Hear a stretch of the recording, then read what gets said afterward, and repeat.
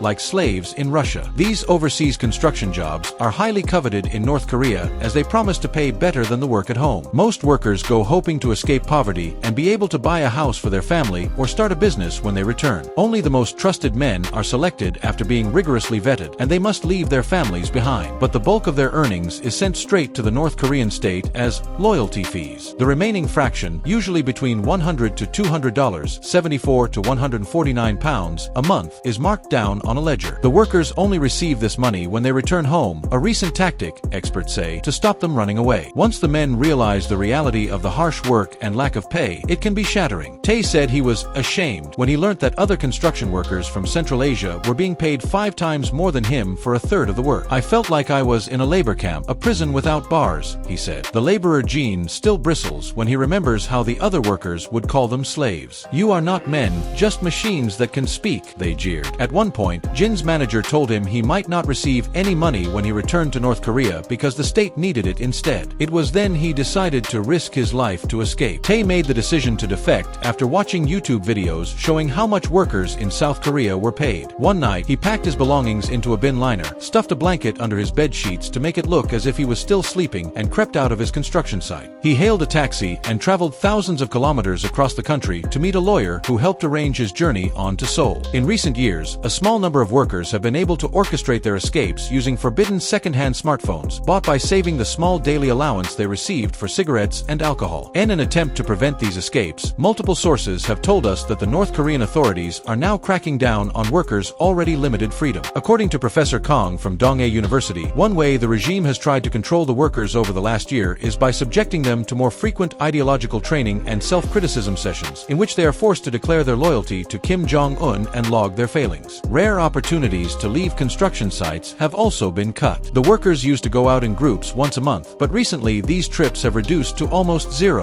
Professor Kong added. Kim Sung-chul, a Seoul-based activist who helps rescue North Korean workers from Russia, said these outings were being more tightly controlled. They used to be allowed to leave in pairs, but since 2023, they have had to travel in groups of 5 and are monitored more intensely. In this climate, fewer workers are managing to escape. The South Korean government told us the number of North Koreans making it out of Russia each year and arriving in Seoul had halved since 2022, from around 20 a year to just 10. Mr. Langkov, the expert in North Korea-Russia relations, said the crackdowns were likely in preparation for many more workers arriving. These workers will be the lasting legacy of Kim and Putin's wartime friendship, he said, arguing the workers would continue arriving long after the war had ended and the deployment of soldiers and weapons had ceased.